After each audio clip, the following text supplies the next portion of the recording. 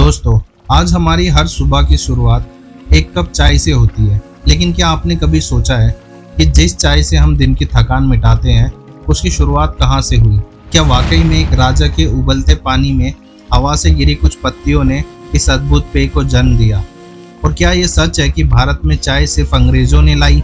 तो चलिए एक ऐसी यात्रा पर निकलते हैं जहाँ एक कप चाय के पीछे छिपी है हजारों कहानियाँ, जो आपको चौंकाएंगी, हंसाएंगी और शायद आपको चाय की अगली चुस्की कुछ और खास लगेगी। कई सदियों पहले, जब दुनिया आज के जैसी नहीं थी और ना ही वैज्ञानिक आविष्कारों का बोलबाला था, तब भी कुछ ऐसी घटनाएं होती थी जो आज भी रहस्य बनी हुई है। ऐसी ही एक कहानी शुरू होती है प्राचीन चीन से, जहां लगभग 2737 ईसा पूर्व में चीन के एक सम्राट शेनोंग के शासनकाल में चाय की पहली झलक मिली। कहा जाता है कि सम्राट शेनोंग का एक नियम था कि पीने के पानी को हमेशा उबाल कर पिया जाए, जिससे बीमारियां ना फैले। एक दिन जब वे अपने बगीचे में बैठे हुए पानी पीने के लिए उबाल रहे थे, तभी कुछ चाय की पत्तियां हवा में उड़कर उनके पानी में गिरी। पानी का रंग थोड़ा सा बदला और बाद में उसमें एक भीनी सी खुशबू आ गई। सम्राट को ये अच्छा लगा, देखने में भी और थोड़ा स्मेल करने में भी। जब सम्राट ने इसे पिया तो सम्राट को ये बहुत ताजगी भरा और शांतिदायक लगा। सम्राट ने इसे नियमित रूप से पीना शुरू किया। इसी घटना को चाय की खोज का प्रारंभिक बिंदु माना जाता है। यह कहानी सिर्फ रोमांचक ही नहीं, बल्कि चाय की प्राचीन यात्रा का गहरा प्रतीक भी है। उस समय चीन के लोग इसे दैवीय पेय मानने लगे और धीरे धीरे ये उनके जीवन का हिस्सा बन गई। चाय केवल स्वाद और ताजगी तक सीमित नहीं रही, इसकी यात्रा ने इसे आध्यात्मिकता का भी रूप दिया। 6वीं शताब्दी के आसपास जब बौद्ध धर्म का प्रभाव चीन से जापान तक बढ़ा, तो बौद्ध भिक्षुकों ने चाय को ध्यान और एक साधन के रूप में इस्तेमाल करना शुरू किया। वे लंबे समय तक ध्यान करते थे और चाय उन्हें जागरूक रहने और थकान से बचाने में मदद करती थी। यही कारण था कि जापान में टी सेरेमनी एक धार्मिक और सांस्कृतिक परंपरा बन गई। वहाँ चाय पीना एक आध्यात्मिक अनुष्ठान था, जिसमें ध्यान, शांति और विनम्रता का समावेश होता था। यह परंपरा इतनी मजबूत थी कि इसे चाडो यानी चाय का मार्ग कहा गया। जापानियों के लिए चाय एक जीवन शैली बन गई, जो केवल स्वाद नहीं बल्कि शांति, संतुलन और अनुशासन का प्रतीक भी थी। यही कारण है कि आज भी जापान में चाय पीने का तरीका एक कला की तरह सिखाया जाता है। जब व्यापार और यात्राएं बढ़ी, तब चाय ने चीन की सीमाएं पार कर अन्य देशों में अपनी यात्राएं शुरू की। सिल्क रोड के जरिए व्यापारियों ने चीन से मध्य एशिया, अरब देशों और यूरोप तक चाय की जानकारी पहुंचाई। यह व्यापारी अपने साथ रेशमी कपड़े, मसाले, जड़ी बूटियां और चाय जैसी वस्तुएं लेकर चले थे। उस समय यूरोप में चाय को एक अनोखा और कीमती पेय माना गया। शुरुआत में यह केवल अमीरों और राजाओं के लिए ही सुलभ था। यूरोप के कई देशों में चाय को स्वास्थ्यवर्धक माना जाने लगा। इंग्लैंड में यह पेय 17वीं शताब्दी में पहुंचा और वहां की महारानी कैथरीन ने इसे शाही पेय घोषित किया। वहां से यह अमीर लोगों के बीच काफी लोकप्रिय हुई। चाय ने धीरे धीरे न केवल स्वाद बल्कि समाज, व्यापार और राजनीतिक चर्चा का हिस्सा बनकर एक वैश्विक पहचान बना ली। भारत में चाय का आगमन एक दिलचस्प मोड़ लेकर आया। जब British east India company Bharat में व्यापार करने लगी, तो उन्हें चाय का व्यापार सबसे लाभकारी लगा। लेकिन चीन पर उसकी निर्भरता कम करने के लिए उन्होंने भारत में चाय उगाने की संभावनाएं तलाशी।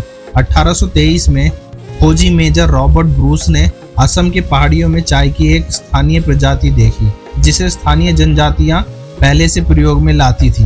यह उनके लिए एक चौंकाने वाली खोज थी। इसके बाद 1830 के दशक में अंग्रेजों ने असम और दार्जिलिंग की पहाड़ियों में चाय की खेती शुरू कर दी।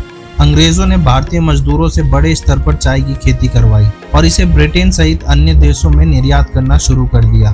चाय अब केवल चीन की वस्तु नहीं रही, भारत इस व्यापार का केंद्र बन गया। हालांकि शुरुआत में चाय केवल अमीरों और ब्रिटिश अफसरों के बीच सीमित थी, लेकिन धीरे धीरे ये आम जनता तक पहुंचने लगी। रेलवे स्टेशनों, सड़कों, बाजारों में चाय की छोटी छोटी दुकानें बनने लगी। अंग्रेजों ने खुद इसे बढ़ावा दिया ताकि लोग इसे अपनाएं और चाय का व्यापार बढ़े। भारतीयों ने चाय को अपने अनुसार ढाल लिया, उसमें दूध, चीनी और मसाले मिलाकर एक बिल्कुल नया रूप दे दिया। कटिंग चाय, तंदूरी चाय, कड़क चाय जैसे रूपों में चाय ने देश भर में क्रांति ला दी। भारत में चाय सिर्फ एक पेय नहीं रही, ये बातचीत, आराम, संघर्ष और संस्कृति का हिस्सा बन गई। आज भारत दुनिया का सबसे बड़ा चाय पीने वाला देश है और चाय यहाँ हर वर्ग, हर भाषा और हर कोने का हिस्सा बन चुकी है। भारत जैसे विविधताओं से भरे देश में कोई भी चीज सिर्फ वैसी नहीं रहती जैसी वो होती है। उसमें लोक कथाएं और भावनाएं जुड़ जाती हैं। चाय भी इससे बची नहीं रही। उत्तराखंड और हिमाचल के कुछ गांवों में ये मान्यता है कि सुबह की पहली चाय देवी देवताओं को चढ़ानी चाहिए, नहीं तो दिन अशुभ होगा। वहीं असम के कुछ आदिवासी समुदाय मानते हैं कि अगर कोई बिना बुलाए मेहमान आए तो पहले उसे कड़वी चाय पिलाई जाए ताकि वे ज्यादा दिन ना रुके। ऐसी कहानियां चाय को सिर्फ एक पेयजल नहीं बल्कि एक रहस्यमयी परंपराओं में बदल देती है। किसी जगह इसे रिश्ते की शुरुआत माना जाता है तो कहीं इसे नजर उतारने का भी उपाय कहा जाता है। चाय ने हर कोने में अपना कोई नया रूप बना लिया है। आज का भारत बदल चुका है। आज चाय सिर्फ गली के नुक्कड़ तक सीमित नहीं है, अब ये करोड़ों के स्टार्टअप का चेहरा बन चुकी है। MBA चाय वाला, चाय सुट्टा बार, चाय पॉइंट जैसे बड़े ब्रांड ने चाय को ग्लैमर, मार्केटिंग और इनोवेशन का एक तड़का लगा दिया है। पूरी दुनिया अब इंडियन टी कल्चर की मुरीद हो चुकी है। सड़क किनारे बैठा चाय वाला अब टेड टॉक में अपनी सफलता की कहानियां सुना रहा है। युवाओं ने चाय को पुराने दर्जे से निकालकर उसमें फ्लेवर, डिजाइन, एम्बिशंस और ब्रांडिंग का ऐसा मिक्स बनाया कि अब चाय कैफे में बैठकर मीटिंग, डेट्स और लाइव म्यूजिक तक होने लगे हैं। लोग तंदूरी चाय, पान चाय, चॉकलेट चाय जैसे अनोखे फ्लेवर के लिए भी लंबी लाइनें लगाते हैं। कहीं सिर्फ 5 रुपए की कटिंग चाय बेचने वाले लोग आज मल्टी मिलियनर ब्रांड चला रहे हैं। यह भारत की नई सोच है जो कहती है कि अगर आपकी सोच में स्वाद है तो चाय भी दुनिया बदल सकती है। अब सवाल ये उठता है कि आगे चाय कहाँ जाएगी? क्या चाय केवल धरती तक सीमित रहेगी या अंतरिक्ष यात्री भी भविष्य में जीरो ग्रेविटी कटिंग चाय पिएंगे? इसरो और नासा जैसे स्पेस संगठनों में भी वैज्ञानिक अब स्पेस फ्रेंडली टी पाउडर पर काम कर रहे हैं। साथ ही भारत में चाय का निर्यात रिकॉर्ड तोड़ रहा है। अफ्रीका से लेकर अमेरिका तक हर जगह इंडियन मसाला चाय के दीवाने हैं। भारत सरकार भी टी टूरिज्म को बढ़ावा दे रही है, जहां लोग चाय बागानों में रहकर उसका अनुभव ले सकते हैं। हो सकता है कि कल को भारत की चाय दुनिया की सांस्कृतिक डिप्लोमेसी का सबसे मजबूत हथियार बन जाए। आखिर जब एक प्याली में इतनी गर्माहट, अपनापन और स्वाद हो तो उसे कौन नकार सकता है? क्या आप जानते हैं कि चाय की खोज कैसे और कहां हुई थी?